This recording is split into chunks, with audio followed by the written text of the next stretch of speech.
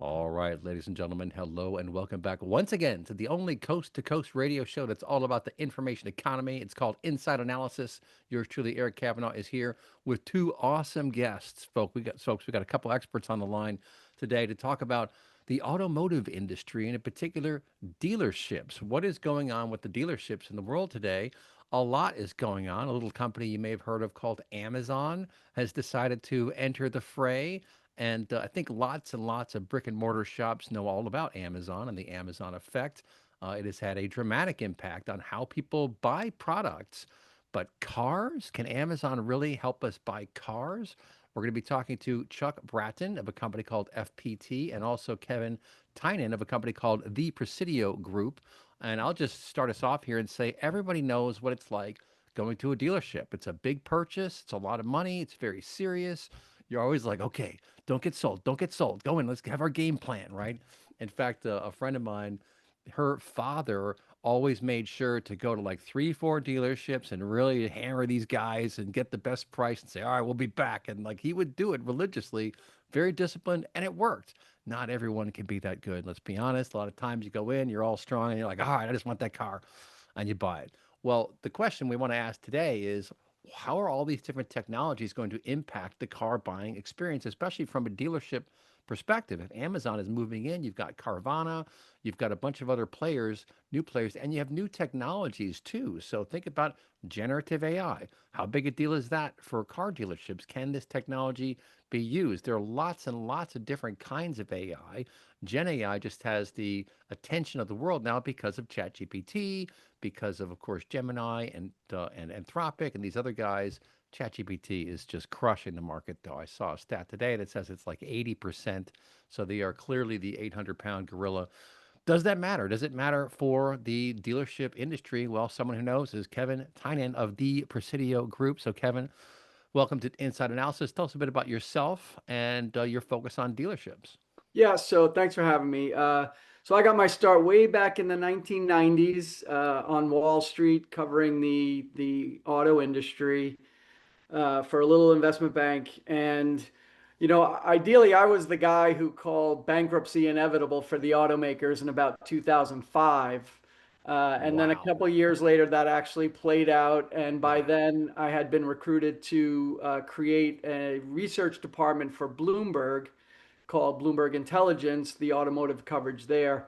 So built that, did that for 15 years, and then last year I joined the Presidio Group, which is a automotive technology investment bank. So we're looking at a lot of these technology solutions, AI, all across the dealer value chain, and also we do dealership merger and acquisition advisory. So we're involved in the buy sell side of the market and really involved closely with the dealers. So very interesting. And the thing I would say, in regards to your intro is, with all the changes in technology, and we've seen this, since I started in the industry in 1998 or whatever year it was, a lot of the basic business economics still matter. Supply and demand, how that drives pricing, and how much supply there is, how much inventory on the ground really will drive the demand level. Because, and I tell people this all the time, no manufacturer builds automobiles, can't sell them, and buries them in the ground. Everything gets sold. The question is, what does the deal ultimately end up looking like? And I think these technologies and people and companies like Amazon make that transaction easier, faster, and possibly more profitable. But the business economics matter. Yeah. Well, and so just real quick, Amazon entering the fray here, obviously that puts pressure on dealerships. I don't know the ins and outs of how they're actually going about these things. Are they partnering with some dealerships, or give us the lowdown on what's happening there and what kind of impact we can expect? Well, ultimately, keep in mind the dealer owns the inventory, whether it's new vehicles or whether it's used vehicles. So Amazon basically went to the OEMs, which in my mind was kind of a strange approach, right? Because the OEM doesn't own the inventory. And then I thought that that might have put the dealerships on a little bit of notice to say, well, what's your end game here? But ultimately, it's the dealer's inventory, new and used. So if you want to think about it in the basic terms, Amazon is a different set of eyeballs, but it's a very similar process to what you would expect from a cars.com or Auto Trader or Car Gurus and these companies. And I don't want to call them just lead generators. They do a lot more than that, but that's really the space that Amazon is pushing into, saying that the traditional car buyer may be visiting a car. I have a million searches set up on every car website as a car guy, and Amazon is just another outlet for those dealers for new and used inventory. But there's already developed competitors in that space facing off against Amazon. Yeah, that's interesting. Well, let's bring in Chuck Bratton from FPT. And Chuck, you're also focused on this space. You've got some hard experience, I'm sure, in the industry. Tell us a bit about yourself, real quick, and then what's going on here. Why do you think Amazon is angling to get into this? Because it's a pretty specialized space, and as Kevin just said, the dealers still own the inventory, so they got to go through them at some point in time. But tell us a bit about yourself and where you see things going here. Great. Well, thanks a lot. Thanks, Eric, for having me on. Really appreciate it. I'm Chuck Bratton, VP of Solutions at FPT Software, the largest software development company you've never heard of. We have some 60,000 employees. We do a lot of engineering development work for big companies like Cox Automotive. We've many other manufacturers in the auto space that we've done engineering work for. My specialty is the software engineering and development side for products. And I see Amazon as being really just another disruptor in an already busy channel of people trying to get some space. They're not a dealer replacement, as Kevin pointed out. They're a lot about getting top of the funnel and helping that happen all the way down. What we do at FPT is look at the engineering side, how we can improve the customer experience or the processing experience inside the dealership. Dealerships have just a plethora of applications they have to deal with. And companies like FPT come in and help really hone that down to how can we help you improve your customer experience by providing tool sets that are specific to things like F&I, how we can make that happen faster, how can we ingest data from documentation faster, not just with simplified OCR reading, but now we're layering on top Gen AI, because if you start partnering ideas or concepts like OCR and Gen AI, now you can go and process a document, a title, or any other kind of documentation that comes in from a transaction much faster. You can improve on that. We're also looking at accelerator tool sets that really change the experience in the showroom. Now we've gone from a simplified showroom to a smart showroom where we can turn a dealership into really like an AI-driven space, leveraging existing infrastructure really to improve customer interactions. Things like a whole system that's built around the cameras recognize the people as the car pulls in the parking lot. It'll pull the data sources from Carfax. It'll do Wow. facial recognition from the CRM, where it's retained all. This is all can do and is available today.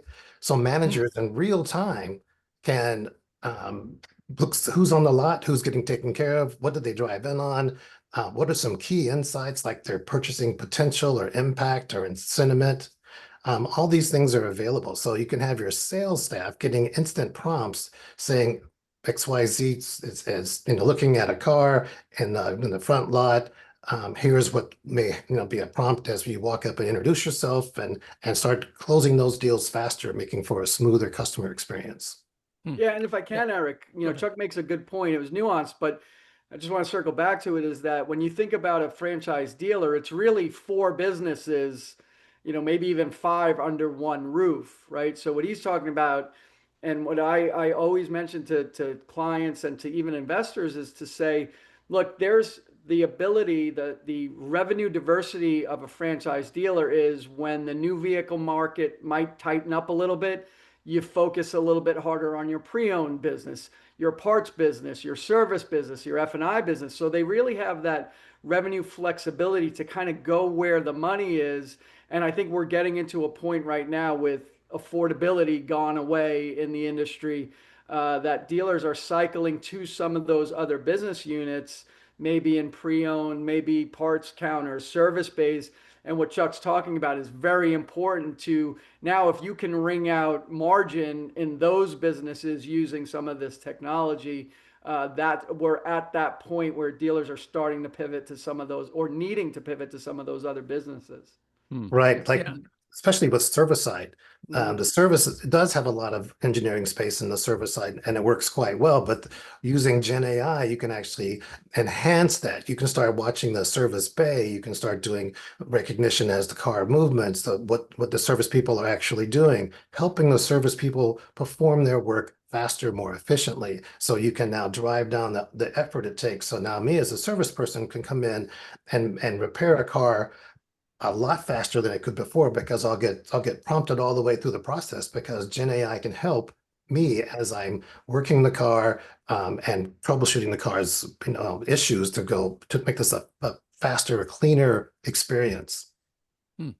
Yeah, that's very interesting. And maybe I'll throw this over to you, Chuck, and then over to Kevin for comment. What I'm hearing is something that I've thought for quite some time now, which is that the value of AI will often manifest in the form of suggestions or recommendations, tracking processes and saying, hey, don't forget about this or don't forget about that, because machines don't forget. I mean, you can have a failure, a disk can die or computer can die, but just as a general rule, if you have a system set up with the appropriate steps and control points, it's there by your side helping you along the way, right, Chuck? Right. So the inference technology has actually been around for quite a while, but this hasn't been able to really implement in ways that we see in the retail space or in our consumer space. But it's actually coming online right now. A lot of industries are starting to use that. We built applications for manufacturing facilities where we can watch the people in the manufacturing and to see if they're doing it right, if they're doing it wrong, are they dressed correctly, are they having an argument? Is that a problem? Does someone need to intervene? Hmm. But if you fast forward it into this space of retail car sales, you can look at them and it can quite well because it uses data, rationalizes a large amount of data to be able to look at a person to see what's their physical interactions. Do they look like they're calm, happy, sad, mad? And you can really look at you can watch their people say, well, I'm not I pretend to be a less affluent person when I walk into a dealership so I don't get taken advantage of. Yes, but you wear Gucci shoes and you have a Rolex on and you have a Coach purse. So it can do a lot of things to really figure out what your intent is. Hmm. That's wild. Is that, I'll throw it over to Kevin. How commonplace is that among dealerships to have that kind of advanced technology? Is that like 1 in 100, 1 in 50, 1 in 20? What do you think? Yeah, well, the thing with dealerships is, and as you can imagine, now if you consider the five businesses that we talked about and how much software and how many systems are coming at dealers every single day saying exactly things like that. We can make you more efficient here. We can generate some margin for you there, right? Like, and it becomes so fragmented. And then those systems have to talk to each other and work together in the entire enterprise. And I see that a lot is that dealers are almost exhausted with the amount of technology that comes at them and what it can do. And while you understand that when something is fragmented, you have more pain points or more potential failures, but it's also a space where I think that you don't want one CRM running the entire business because if that goes, then everything's gone. So it's this balance of diversity in terms of your systems, but not so many that you wind up paying for things you don't use or you don't use efficiently. So it's always that sort of balance for dealers, at least as I see it, that you want efficient systems, but it starts to overwhelm, quite honestly. Yeah, we call it Yeah. tool sprawl. When there's too many tool sets, software's tool sets that make it worthwhile. What we're really focusing on is using the current tool sets because all those tool sets have API connectivity, so we can reach out and talk to them. What we're looking at is layering on top where Gen AI is strong. It's not going to be able to help solve your customers, financial problems, but it's certainly going to be able to recognize their intent. It's certainly going to be able to bring in information from all the different disparaging silos and rationalize that data. That's what it does really Mm. well. Hmm.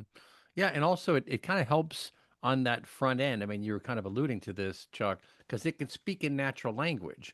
So, especially if it's internally focused, you don't run the risks of hallucinations. There was the one story of, I can't remember what dealer it was, but someone asked on the website which car to buy, and it recommended a different car that they don't even sell. And it's like, oh, wait a minute, like, don't do that. So, we do want to come up with ways to kind of ground the Gen AI. But as long as it's Exactly. internally focused, it's up to the person interacting with it to use the information or not, right, Chuck? Right, because it does have hallucination problems because it has too much inference in a particular way. It can be trained to be bad. So you're right. If you can ground it, which is what we do to make sure that it doesn't go off the reservation, it's focused on specific areas so that what we're trying to educate or inform the internals of how it can interact more efficiently with the client. So what the client feels on their side, which is the most important piece, is the team, the seller, and every team member after that comes at them with the right information, the right answers at the right time. So the client is now happier with the experience and doesn't feel like they're being watched by, the Terminator or something. They feel more engaged in the interaction. Hmm. Well, and I think that's one of the real keys, right? Because the experience going into a dealership is very stressful. And to your point, both of you, over the years, it has taken a long time. Like once you decide, okay, I want to get this car, you're going to be in there for another hour, sometimes 90 minutes, as they're hammering through all this documentation. And, Chuck, I think you'd mentioned at the top of the hour here some of the innovations in that space. And you see this in financial services too. We got our first break coming up here in a second, but you see this in financial services, being able to ping all these different systems, find out, okay, this is the person, we got the credit score, we got the title of his existing car, like all these things you can do much faster now. And that is very good news for the customer experience because no one likes to wait. No one likes to just lose time sitting around. And it just makes everything feel better if it all flows and the dealer has the right information. And they can make better decisions too. The more data they have about this prospect coming in the door, the better off they can do in terms of structuring their deals and having confidence that it's a deal that's going to go through and it's a deal that's going to continue to be paid for because that's the other side is that you got to pay it over time. But folks, don't touch that dial. We'll be right back. You're listening to Inside Analysis. All right, folks, back here on Inside Analysis, talking to Kevin Tynan of the Presidio Group and Chuck Bratton of FPT about dealerships and Amazon moving into the car dealership space, or at least the auto sales space. But there's also cars.com and some others. It's not new. Carvana, I think, is one of the other ones I've seen that always cracks me up. You drive by and you see it on the side of the highway. But in the break there, Kevin, you just made a really, really good point about how a new experience can happen for people coming into the dealership. Explain what you were talking about there. Yeah, as Chuck was talking about technology and being able to do things in advance, right? You have the customer's credit score, you have, what they want as down payment, what their trade-in is valued at, and all those things. I think what you're able to do as a dealership is sort of bring the customer around to your side of the desk and look at a computer screen together with all these factors, and you can move things around longer term, shorter term, uh, bigger down payment, a little bit more value, maybe take a couple bucks off the new vehicle, and you can kind of shape things on the same team as the customer, as opposed to walking into a dealership and it's a face off, right? You sit on one side of Right. the desk, I sit on the other, and then we battle it out. I usually bring my wife for that situation, and then I wind up apologizing to the sales guy after that I let her loose on you. But it's a very adversarial relationship when you go in the dealership. You're ready for battle, and I think that sort of nuanced difference of being on the same side of the desk as the consumer and sort of blaming it on the way that's those are the numbers. The numbers are the numbers, and the software figured it out, and it's going to help us get to a solution. I think is maybe not revolutionary in terms of sales technique, but it's a big deal. It's a big difference. Oh, Yeah, I think Chuck, it what do you? definitely impacts. Yeah. I love it. Yeah, well, it's because now, like, I've always believed that, transparency is the ultimate emboldening agent for trust, right? If you can see what's happening, people understand. It's when you can't see what's happening Right. that people have their doubts. And so if you just turn the screen around and say, well, this is what we're getting from this system and this is what that's saying, et cetera. These are our options. Where do you want to play in there?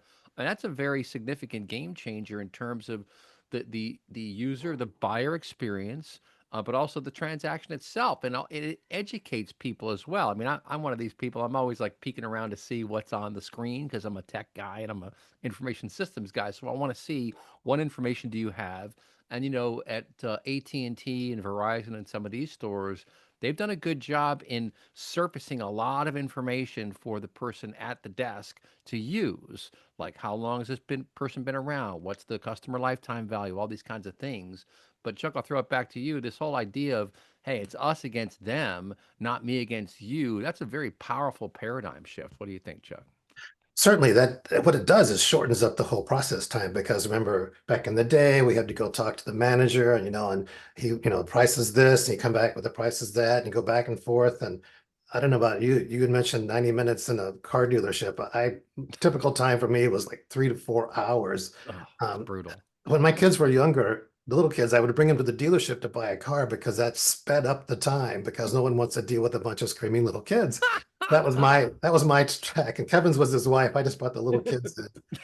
It worked every time, but not well. We came out, shell shocked. So that's part of the process is um, really you want to give that comfort to the customer. They want to feel good about the experience. And if they feel good about the experience, then you move to the F&I piece where you want to start talking about those add-ons, the things that really make a big difference for the dealership is how successful they are and their, insurance side of it and the tools that are and the products that are available. So as a happy customer, I'm far more willing to be talk to you about those things, that become available. Where I think Amazon may struggle a little bit. Yes, there's, I've seen the site, the Amazon site. You can check a box if you want, the aftermarket insurance, and but those are boxes to check. If you have a person in front of you that you like and has helped you buy a car, you trust, you'll be moving a lot faster and more confident in those decisions. hmm Well, and a lot of times, the dealership has X amount of leverage, but there is only X amount of leverage. I'll throw it over to Kevin. I'm just wondering when you factor in all these developments that we're seeing from the intelligent dealership, Amazon's play. Of course, now we have tariffs on foreign cars. I mean, that's got to be a factor that's coming into play. How nimble can dealers be in terms of taking a strategic view of their inventory versus their cash flow versus consumer sentiment? And do you see dealers really getting into understanding this neighborhood versus that neighborhood and like who might want like which kinds of cars? How deep can it get in terms of the analysis? Yeah, and here's the problem, Eric. So the US auto industry, and if you haven't noticed, it's not difficult to see that average transaction price 48, almost $49,000 average, right? You have automakers, the domestics, Ford, GM brands, the Stellantis, CDJR, Chrysler, Dodge, Jeep, and Ram brands, right, are up into the mid 50% because truck mix is so heavy. So all these automakers who were having trouble making money at the bottom of the price range, affordable vehicles, which people say affordable, I say unprofitable. You don't want to sell a lot of those things, right? And every automaker has moved up market, more truck, less car, and that has driven average transaction price. And here's how I break it down for people. 2016 was the highest volume year in history in the US. Wow. 17.5 million vehicles was average $35,000 per each. When you multiply those two things together and think of the revenue pool, it's about $610 billion. This year, we'll do 16 million vehicles, but we'll do it at $49,000. It's about $180 billion larger market by selling 1.5 million fewer vehicles. Mm. So think about that. So as a dealer, you're thinking, I'm selling fewer units, there's fewer transactions, and the ancillary benefits of those transactions, be it F&I, be it upselling warranty or creating a future service customer, right? You don't have as many of those transactions. Now, what you did in the dealership was worth more because that vehicle is now a $50,000 vehicle instead of a $35,000 vehicle. But the industry by volume gets smaller while it gets larger by revenue.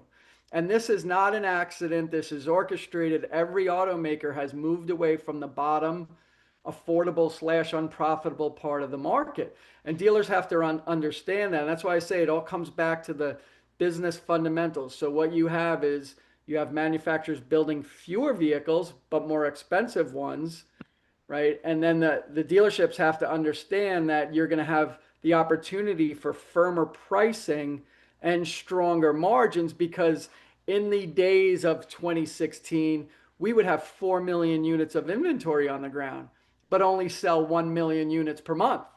So break that down. You have 40 vehicles for 10 buyers. In 21 and 22, those numbers came in line. We had a million buyers, but only 900,000 units of inventory. People were paying over MSRP. And now we're back to 3 million units of inventory for those same million buyers. So it's not quite as bad as it was in 2019 and earlier, but it's not as tight as it was. And that was unsustainable, that 21 and 22 period. But this is the most profitable period for dealerships in history. And the market was less than 14 million units. So there's this dynamic of supply and demand where if manufacturers overproduce, there goes pricing and margin power and discounting and incentives come in.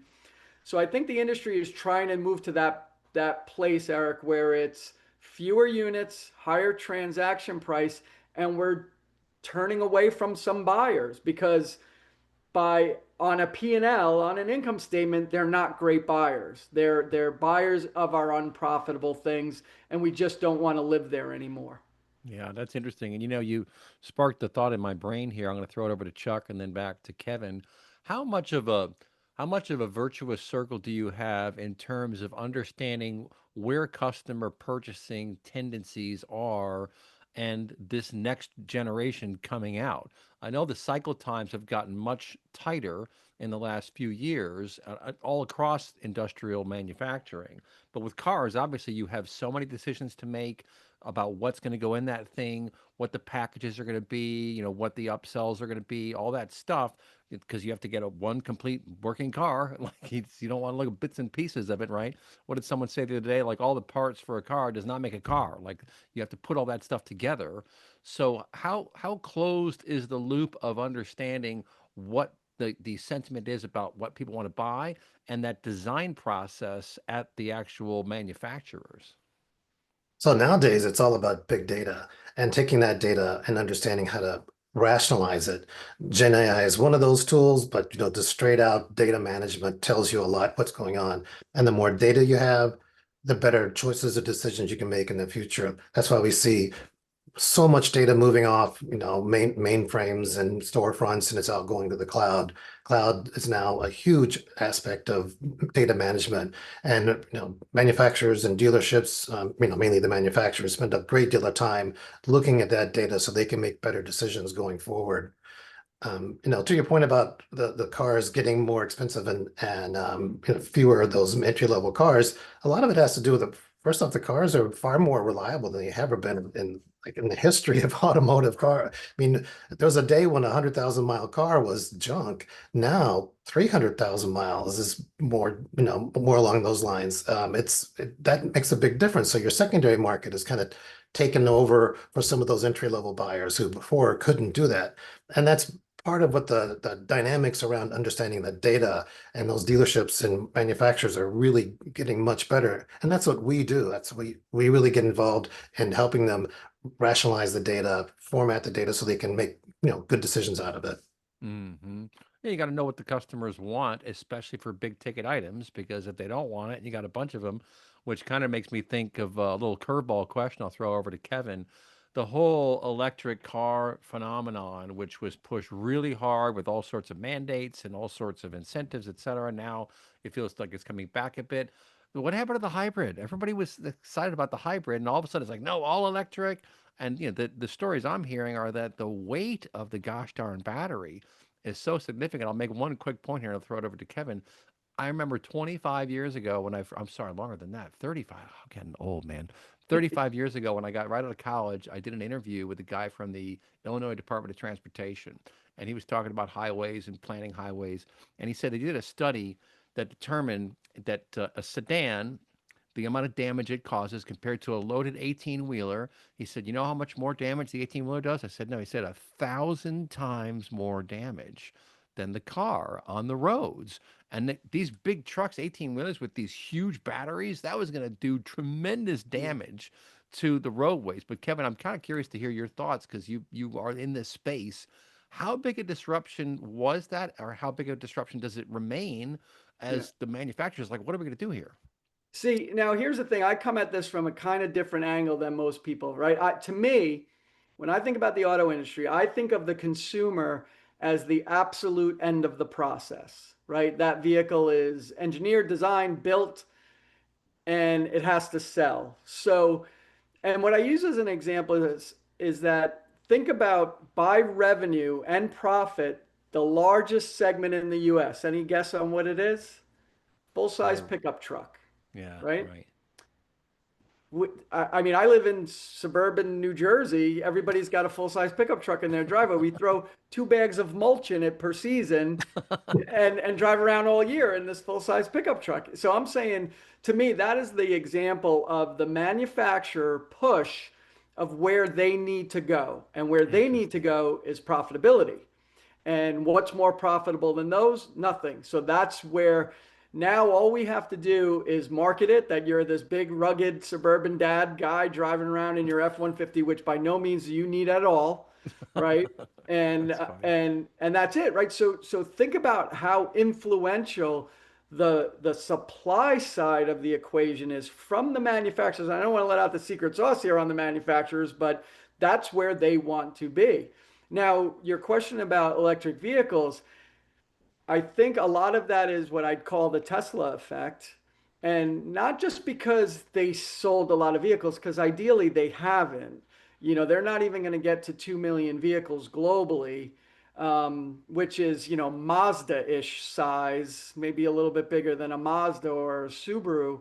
But what it did was every CEO saw and sees that $1 trillion valuation Hmm. just by saying and doing EV things. And I think every company, publicly traded company, started to chase that valuation, and it didn't work. You invested money into electric technology that probably doesn't work. And the quick point I would make is think about what that's done for future product.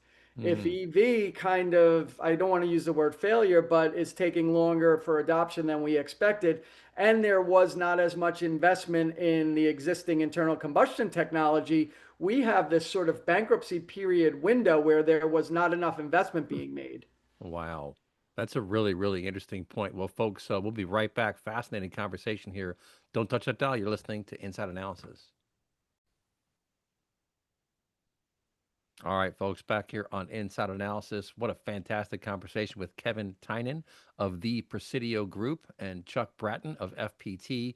And Chuck, I'll throw it over to you. Kevin was just talking about the big question on my mind, which was all this effort is being put into the batteries and electric cars. And, what about the old internal combustion engine, which, quite frankly, I view as one of the absolute greatest inventions of all time. I mean, it's just amazing when you think about how much we've been able to do with these internal combustion engines and also how good they're getting, how tight they are, how efficient they are. I mean, it's really amazing what's happened there. But if you don't continue to invest in innovation, instead you take a pivot, there's going to be a hit on the old-fashioned way of doing things. But what are your thoughts from an FPT perspective? Because of course you guys are technology experts.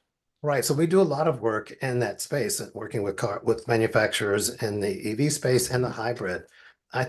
So the engineering side is great because all it is software development. Tesla's, they don't call themselves a car company, they call themselves a software company that builds cars. That's a Right. great line. You like that. But because it's all about technology inside of cars, the info systems, the engine management systems, all the EEPROM, all the embedded stuff, we do that engineering work. And so we're quite good at it. So, a lot of car companies we work with. You would be surprised at the number of companies. The info systems are the ones that we have engineered. Hmm. Um, what we're also seeing is, the back and forth between ICE cars and EV cars. The ones that really tend to be the magic ones are the good hybrid cars. You see a lot of hybrid cars, um, bridging the gap because they are far more efficient in the long run. And the one engine actually helps the other in different instances, making that a better overall unit where the vehicle itself lasts a lot longer and it's a lot less, wear and tear on a particular piece of it. Or electric motor takes it really great at moving a car off the line. It's all torque on demand, which is great. But uh, you know, um, a an ice motor is great at hauling and moving long distances for a long way. So those are the kind of things that we see on the engineering side that we're doing a lot of work in. That's cool. Kevin, I'll throw it over to you. I went to an event sponsored by Software AG, I guess 3 summers ago in Belgium, and it was the All Electric Racing Association. And so these kids are out there racing all electric cars. And one of the young kids, Kevin Spezia is his name, a very, very bright kid. He had the quote that became my headline. He says, "All the torque, all the time." It's just like, "Meow," you can go as fast as you want, but you got to be careful. He was saying if you go too hard down on that pedal, you will spin out like immediately because there's so much energy. So it's like they are very different cars and they make such weird sounds. They wow, wow, wow, Eh, sound like spaceships going by. But it is a very interesting dynamic. But I think to Chuck's point, I'm guessing that there's going to be more focus on the hybrids going forward now that some of these incentives are gone and there is this issue of these really heavy batteries. What do you think, Kevin? Yeah, the hybrid, especially, and I guess what you would consider the plug-in hybrid, where there's a certain amount of range on pure electric, but there's a range extending internal combustion engine, seems like the right solution. And I honestly, even in a gasoline hybrid, something without a plug, like a Toyota Prius, there's a lot of cases where I'm thinking 50 plus miles per gallon is pretty good. You Mm-hmm. can do a lot with that. Um, but the knock on it, Eric, is that you say, well, now you have this expensive heavy battery that you're not really using because you don't take the time to charge it, or we don't have the infrastructure for charging it. So you're carrying around a heavy thing for no reason, or you have a place where you charge in your garage every night and you never use the internal combustion engine. So it's like, well, why did I pay for that? And you say, well, that part was free, right? Right. But it does seem to make sense. And I think for most people, if you have a short commute, you can get away with not really using the gasoline engine. But if you like to road trip, or you have a longer commute or more errands to run, you don't have to change vehicles. I know in the early days, and New Jersey is a lot in terms of EVs, at least historically. I guess everything changes in October, but my next door neighbor was one of the first Nissan Leaf, and she had this little Nissan Leaf and plug in the garage, and it would charge all night to get her 100 miles of range. And then she had a Chevrolet Suburban, because there's 4 children and you got to move them around. And I'm thinking, like, well, what's the point of this, right? You can get to work and back with your Nissan Leaf barely, but when you want to do anything, you got to load the kids into the Suburban, right? So it seems that the plug-in hybrid is kind of the happy medium, where you don't have to have two of them at each end of the extreme, and you can kind of do that. And I think that's probably the way that we get to higher adoption of electrification, is those steps along the way, not going from 100% internal combustion to we want tomorrow or yesterday to be 100% battery electric vehicle. Just doesn't make a ton of sense. And we don't have the infrastructure, we don't have the supply chain for it. Right. The cost structure is not there. And I hate to bring China into it, but the way that they have built their supply chain over decades to move to electric vehicles doesn't work in Europe, or hasn't worked in Europe, and it doesn't work here. And I think being on that kind of timeline has been the problem with that investment, is that Mhm. it can happen, but it has to happen at the pace that works for that country or that region. Yeah, you got to have your supply chain, and to make too severe a pivot in too short a time, Chuck, I'll throw it over to you. I mean, that's why some of these folks are losing lots and lots of money on the electric vehicles, right? Oh, right. That's because of all the tooling required to get the thing built.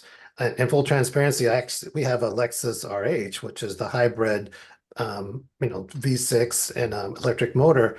And the thing, it's has never been to the shop. I mean, it's completely bulletproof. It just needs oil and tires, and it's lasted for a very long time, and it will last a lot longer. So that's when I talk about the hybrid movement, because you can get now a highly reliable vehicle for less money and better gas mileage. That it's, as Kevin pointed out, this has to be a transition.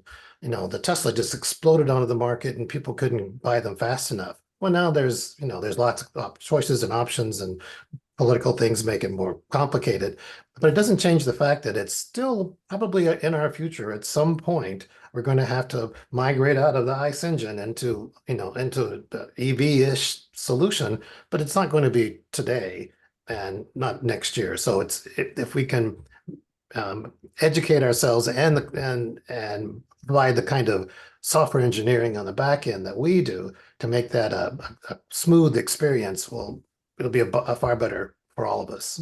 That's Yeah. why, Eric, buy all the V12s and manual transmissions you can find.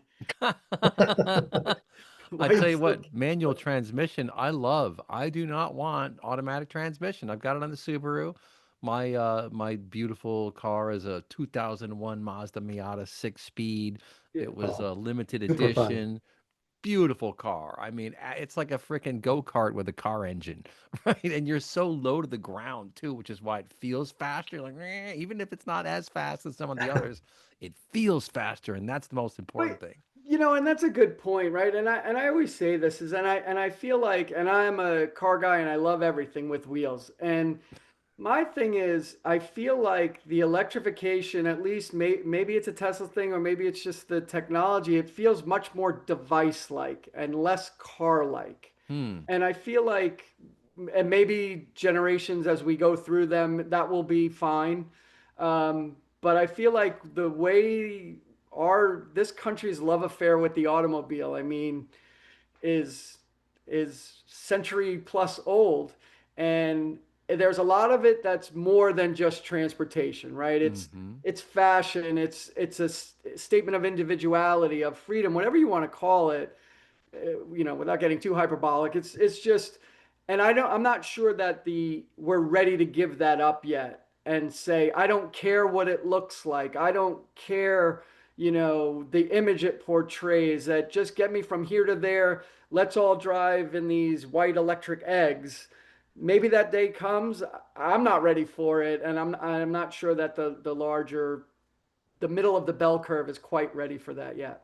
Yeah, when Mm-hmm. you think about it, the Taycan, really, if the Porsche Taycan is the kind of car you're talking about. It is an enjoyable driver car, unbelievably fast. It's not quite as techy as other ones, but still, Mm. you're honoring all that. Yeah. Hey, Well, look, I'm still putting cassettes in my I. V12 Mercedes. Nice. That's awesome. Well, folks, we got our podcast bonus segment coming up next here, talking all about cars, new cars, cool cars, fun cars in the dealerships, which are the lifeblood of the industry. That's where you get your cars, from the dealership. Even if you go through Amazon and these other guys, the dealers own the inventory. We'll be right back. You are listening to Inside Analysis. All right, folks, time for the podcast bonus segment here. A fantastic show with two experts in the industry, Chuck Bratton of FPT and Kevin Tynan of the Presidio Group. And Chuck, may I throw over to you first?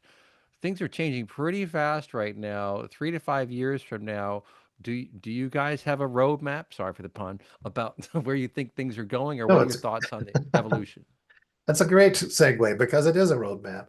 3 to 5 years, if we all had a crystal ball, we wouldn't be poor. But it's really all about using technology in a smart, intelligent way. You can't overburden people with having technology in their face. They will not adopt it very quickly. What people adopt quickly are things that are natural and easy for them to do. So we have to build, like we talked about, the intelligent dealership.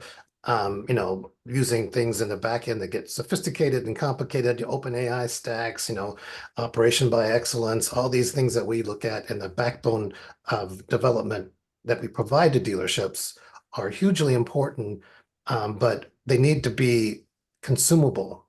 That's going forward, everything has to be, um, living by the customer. Hmm.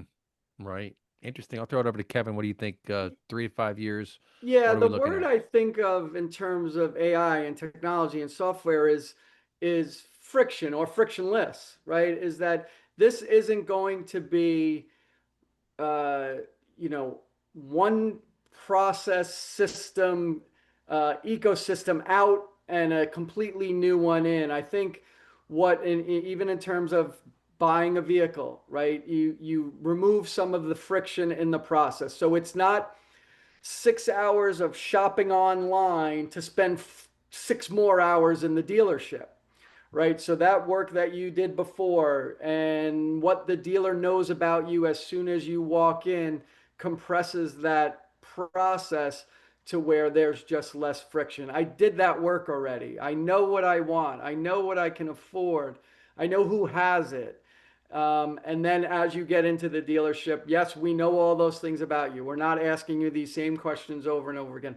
I'm not getting up to talk to the Wizard of Oz in the booth, that has the number that I come back and forth with 10 times, right? We turn the screen around, we look at it together, we go, and the process goes. So I guess you could call that evolutionary, not revolutionary, but I feel like that's where the efficiencies will come. And then before you know it, everything's different and the processes are better. I don't, I don't, I don't think that the human or even the dealership, because it's about relationships, is forced out of the process. I think that they just become more efficient or more of what the consumer expects that or wants that process to be. Yeah. Yeah, and I don't think the test drive is ever going to go away. I mean, that's the one thing that kind of That's the struck me fun. about the Carvana storyline is like, I want to test drive that gosh darn car, man. If you're going to be spending money for the next 5 years making payments, you want to make sure that car it feels like you want it to feel. It has the amenities that you want. So I don't think the test drive is ever going away. What do you think, Chuck? Yeah, we have to kick the tires. If I can't kick the tires, I'm not going to be driving the thing. And I got to open the hood and be marveled by whatever I see underneath it. I got to sit in the seat and it has to grab a hold of me, and then I get to go spin around, the neighborhood, and I'm sold. It's the whole puppy effect. This is Right. exactly what I want. I've now been honored by the dealership who knows what I want, and so now we have a trade. We have an agreement. The dealership is never going to go away until cars are completely, bulletproof or some other magical way that we divine getting around town. So there will always be a dealership. There's always going to be that close connection because I still got to take it in to get service. Still Hmm. needs tires, oil. It still needs the software update, all the things that dealerships do well and sell the car. I mean, dealers are marvelously, well trained at selling a car and servicing clients. And as you move up that food chain into higher quality cars, that experience gets better and better and better. That's cool. And a final curveball question for Kevin.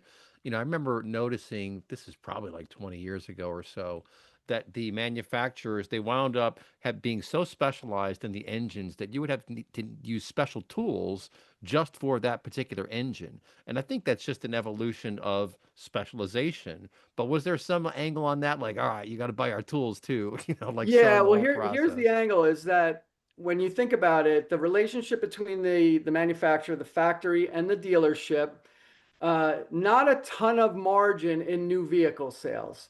So essentially, the way I looked at it was to say, like, hey, you're making 4 or 5% front end gross on your new vehicle sale. What we will do is protect your service bays, however, which Hmm. means our software, our engine management software, is proprietary and that you can't just plug in any scanner or go to any independent shop to have work done there. We have the tools and the software and the techniques that we save for you so that that customer ultimately has to come back to you, the dealership, Now you get the wheels off and you can do your thing, which is, hey, in addition to that, we would recommend this, that, and the other thing, and you can upsell. So now you're putting the customer back in the dealer's service bay because you didn't let them make any money on the sale in the first place, right? The new and used That's vehicle funny. sale arguably was to create a service customer, and that's where gross margin is 50 to 60%, right? So Right. there is a lot of that, and some automakers are more proprietary with their software than others, really protecting what they will let out. But they don't have to make everything available or affordable for the independent service station. And I think that was the way to push some additional margin in some of those ancillary businesses to their franchise dealer base. Right. That's an excellent description, excellent explanation. And one last question I'll throw over to Chuck, just because I know a thing or two about FPT, and I went over to Vietnam, I guess, a couple years ago now to do the whole cultural tour, which was really quite fascinating, Mhm, especially since my dad was there, 55 mhm. years ago for other reasons, and it was a very cool experience and wonderful company. I mean, very, very nice people. But the chairman made one really interesting point, and this is right as the large language models were all coming out and everyone's getting excited about it. He goes, one thing that you use more than even your mouth is your eyes. And you were busy building a foundational model for recognition, for optical recognition, which I thought was fascinating. And I remember it was a guy from Ford I talked to, gosh, probably like 8 or 9 years ago, was talking about that too. How you can now these days use your camera and point it at the car part and say, "What is this part?" and it'll tell you. I mean, that is just such a cool innovation to facilitate every last aspect of dealing with cars, especially, I'm guessing, repairing cars, right? Because between the scanners and using Right. all this AI to know what is happening, I mean, predictive maintenance, stuff like that. So it's a very fun future we're looking at in terms of AI's role in facilitating car design and car repair, right, Chuck? Oh, object recognition has transformed so many industries and continues to transform. Then automotive will benefit greatly from it because now, as you mentioned, the service person can just simply hold their phone and walk around the car, and Right. today it can go and give you feedback as to what it sees and report back what parts it needs, how long it's going to take to get those parts, when it can be installed, and then walk the mechanic through that process. They still need to be trained, highly trained people. I mean, that's not going to go away. But it's what it's doing is and really improving that time and making it so there's less hiccups along the way. Yeah, good stuff. Well, folks, look these gentlemen up online. Kevin Tynan, that's Tynan of the Presidio Group, and Chuck Bratton, Bratton. Car experts for sure. I learned a lot, and I love learning about cars. I love cars. And we'll talk to you next time, folks. You've been listening to Inside Analysis.